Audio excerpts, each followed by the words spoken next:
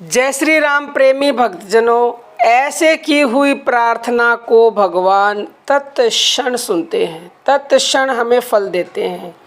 किस तरह से वो प्रार्थना करेंगे हम कि भगवान हमारी तत्क्षण सुन ले।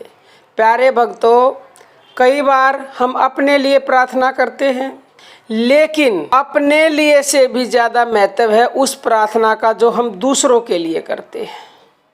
लेकिन दूसरों के लिए किस प्रकार से वो सच्ची प्रार्थना होनी चाहिए जिसमें तुरंत सुन लें।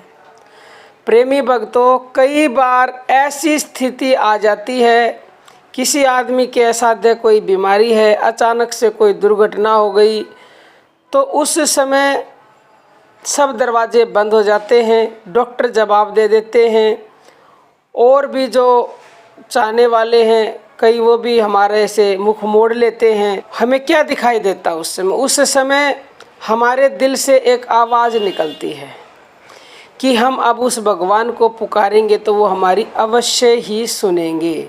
ऐसी आवाज़ जब दूसरों के लिए हमारे अपने हृदय से निकलती है तो उसी को प्रार्थना या दुआ कहा जाता है।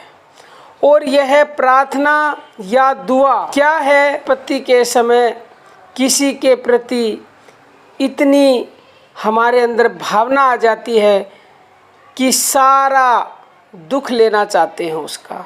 क्यों हमारी सारी संवेदनाएं उस प्रार्थना में समाविष्ट होकर ईश्वर से आग्रह कर उठती हैं? क्योंकि हमारे हृदय से ऐसी आवाज़ आती है कि हे भगवान, इसको बचा लो, इसका उद्धार कर दो, इसको जीवन दे दो। ऐसा तभी होता है जब हम स्वयं की पीड़ा को अनुभव करके दूसरे की पीड़ा का अनुमान लगाते हैं, और वही सच्ची प्रार्थना या दुआ कहलाती है। क्योंकि पीड़ा का तभी पता लगता है जब दूसरे की पीड़ा का हम अनुभव करते हैं, और जब हमारी ऐसी स्थिति आ जाती है कि हम उस पीड़ा को महसूस करते हैं, तो उस समय जो हमारे हृदय से आवाज़ निकलती है, जो प्रार्थना निकलती है, जो दुआ निकलती है, उसको भगवान अवश्य ही सुनते हैं। क्योंकि हमारी उस वाणी या प्रार्थना में दूसरों के लिए दया भरी होती है, वो प्रेम का भाव भरा होता है, उदारता का भाव भरा होता है।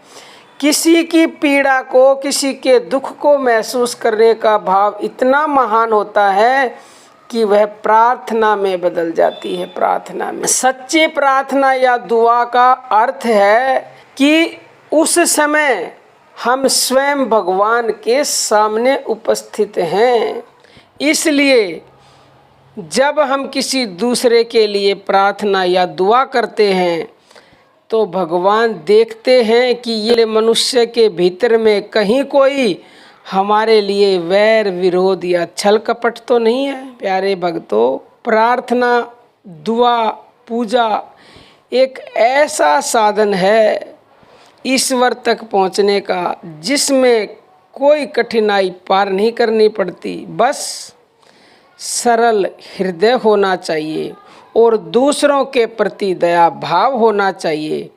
प्रार्थना का निवास स्थान हमारे हृदय में होता है।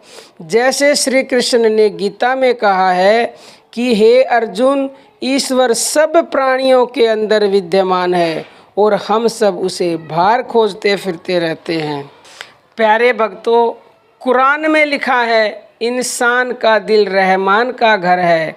यानी हम यदि उस सच्चे हृदय के दिखाए मार्ग पर चलें तो वह ईश्वर का ही दिखाया हुआ मार्ग होता है। उस मार्ग पर चलते हुए हम किसी का दिल नहीं दुखा सकते, और यही सच्चा मार्ग है।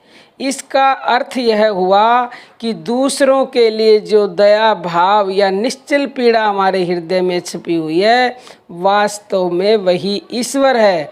दुआ हमारी आत्मा को पवित्र बनाती है, उसमें शुद्ध विचार भरती है। वही शुद्धता, वही पवित्रता हमारे जीवन में उज्ज्वलता लाती है। प्रार्थना हर धर्म में विद्यमान है, उसे कहने के तरीके अलग अलग हैं। कोई दुआ के लिए नमाज पढ़ता है तो कोई दीप जलाकर उस अनदेखे ईश्वर को याद करता हुआ अपनी प्रार्थना को बार बार दोहराता है। हमारा जिज्ञासु व भोला मन अक्सर यह सोचता है कि भगवान क्या है, भगवान कहाँ रहते हैं। भगवान ईश्वर एक रोशनी है, वह रोशनी जो जीवन है, जो आत्मा है। प्रार्थना उस रोशनी के दिए में घी का काम करती है। प्यारे भक्तों, जब हमारी दुआएं सच्चे हृदय से निकलती हैं और दूसरों के कल्याण के लिए निकलती है तो उस रोशनी की लो तेज हो जाती है।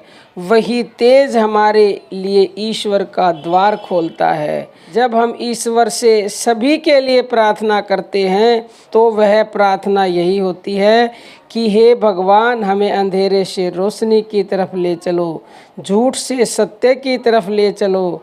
हमारी सभी धार्मिक पुस्तकों ग्रंथों में लिखा हुआ है कि जो लोग ईमान पर विश्वास करते हैं और सच्चाई पर चलते हैं, भगवान उन पर दया करते हैं। कहीं भगवान के बदले खुदा लिखा है, कहीं ईश्वर लिखा है तो कहीं गॉड लिखा है, कहीं दया की जगह रोशनी लिखा है तो कहीं नूर लिखा है। मतलब तो सबका एक ही है। प्रेमी भक्तजनों, तो आप भी सच्चे हृदय से उसे पुकारो तो निसंदेह उस पुकार को तत्क्षण भगवान सुनते हैं। आज के लिए इतना ही। जय श्री राम प्रेमी भक्तों।